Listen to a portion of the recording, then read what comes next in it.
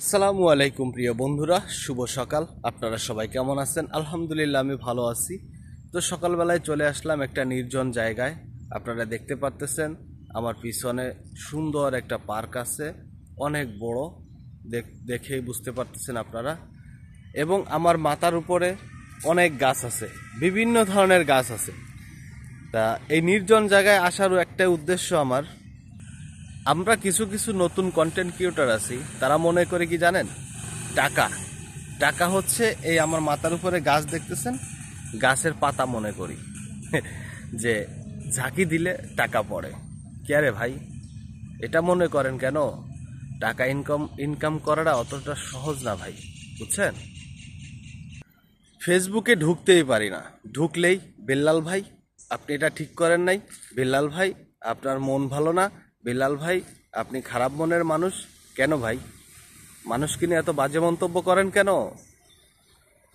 আপনি কতটা ভালো মনের মানুষ, আপনি একজনের কন্টেন্ট নিয়ে আপনি ভিডিও করেন কেন ভাই? আপনার নিজের প্রতিভা নাই? বেল্লাল ভাই 3 মাসে 44 লক্ষ টাকা ইনকাম করছে। একটা কথাই কি জানেন, আমরা এদেশে প্রবাসে থাকি, যখন কষ্টের পরিশ্রমের কাজ করি তখন মানুষ রাগের মারুফতে একটা কথা বলে, টাকা এত সহজ না, পুটকি থেকে লাল সুতো বেরিয়ে যায় টাকা ইনকাম করতে গেলে ভাই, বুঝছেন? তা আমি, আপনি এবং এই অনলাইন জগতে হাজারো মানুষ জানে আমরা যে বিল্লাল ভাইয়ের ইতিহাস এবং তার জীবন কাহিনী, আগে কি ছিল, এখন কি হয়েছে এবং কিভাবে হয়েছে। আচ্ছা ভাই, সব কিছু আপনি জেনে শুনে কেন মানুষটাকে নিয়ে এত বাজে মন্তব্য করেন? সে কি আপনার কোনো ক্ষতি করছে?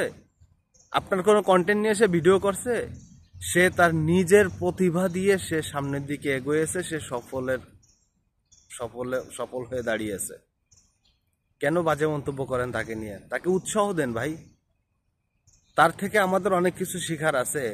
তাকে নিয়ে বাজে মন্তব্য করেন না। আপনি আপনার প্রতিভা দিয়ে সামনের দিকে এগিয়ে যান। কেন তার কন্টেন্ট নিয়ে আপনি তাড়াহুড়ো করে সামনের দিকে এগিয়ে যেতে চান? আপনার প্রতিভা নাই, আপনি বাজে মন্তব্য করে তার মন ভালো না, আপনি তার মন সম্পর্কে কি জানেন? সো প্রিয় বিল্লাল ভাই, আমি জানি না আপনার এই ভিডিওটা আপনার সামনে যাবে কিনা ভাই। আমি একজন মালয়েশিয়ান প্রবাসী, আমি সর্বদা সব সময়ের জন্য ভাই আপনার জন্য দোয়া করি। আপনি আরো সামনের দিকে এগিয়ে যান ভাই। ভালো কাজে আপনাকে কেউ সঙ্গ দিবে না, আপনাকে নিয়ে বাজে মন্তব্য করবে, এটাই স্বাভাবিক।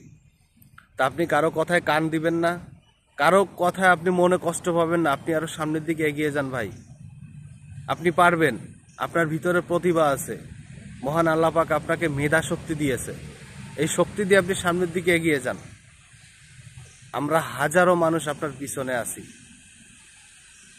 আশা করি আমার কথাটা বুঝতে পারছেন। যদি কোনো ভুল বলে থাকি প্লিজ ক্ষমা দৃষ্টিতে দেখবেন। আপনার জন্য অনেক অনেক দোয়া ও শুভকামনা রইল বিল্লাল ভাই। আসসালামু আলাইকুম।